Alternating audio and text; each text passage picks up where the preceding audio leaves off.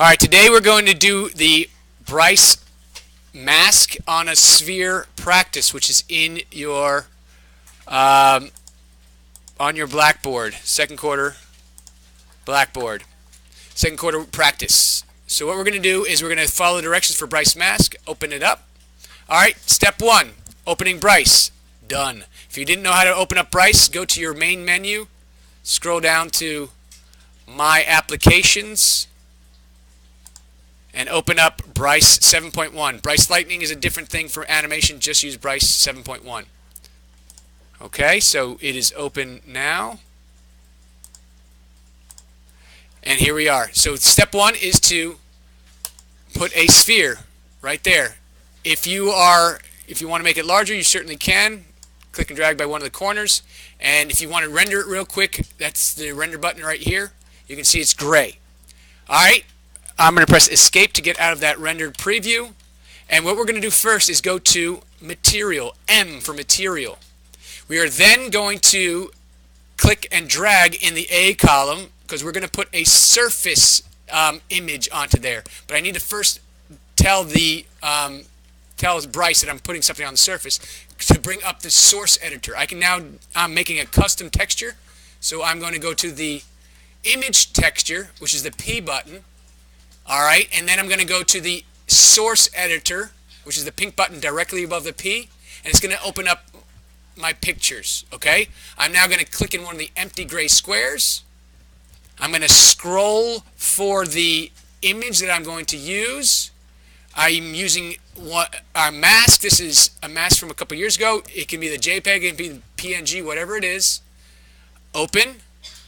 I now have that in there, and when you press the check mark, you should see it actually mapped onto your sphere. From here, if it's not the right size, which it usually never is, you can go to the transform tools, which is the blue button next to that pink source editor, transformation tools. And if you wanted to scale this down, I go a little bit into the middle and I scale it down slightly. But that's up to you. You kind of have to play. For the purpose of this assignment, I just want to see you get to this point. Check it off.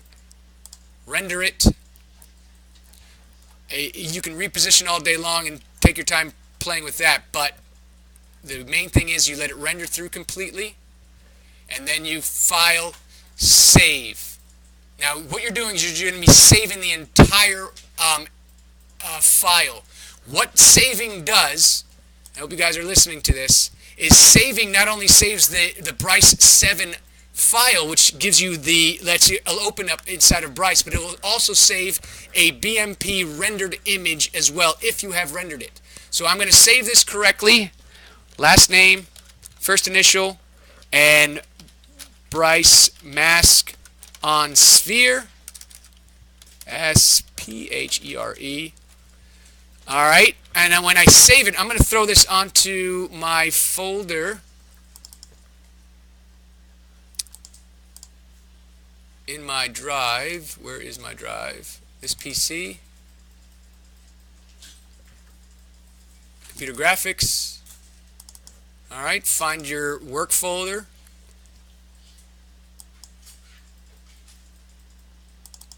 Maybe make a new folder for Bryce, or if it's in your practice folder, that's fine.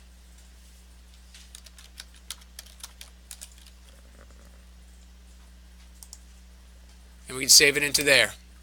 When you save it, now I'm going to show you and open up that folder itself so you can see what we're looking at. So if I go into my computer graphics, high school computer graphics, work, period 3, my thing, my practice folder. See what's saved? It saves 2 files every single time. It saves the Bryce file and the BMP. Alright, you're going to turn in the BMP.